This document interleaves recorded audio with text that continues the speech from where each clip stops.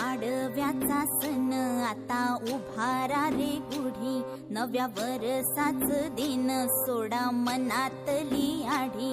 गेलं साली गेली आढी, आता पाडवा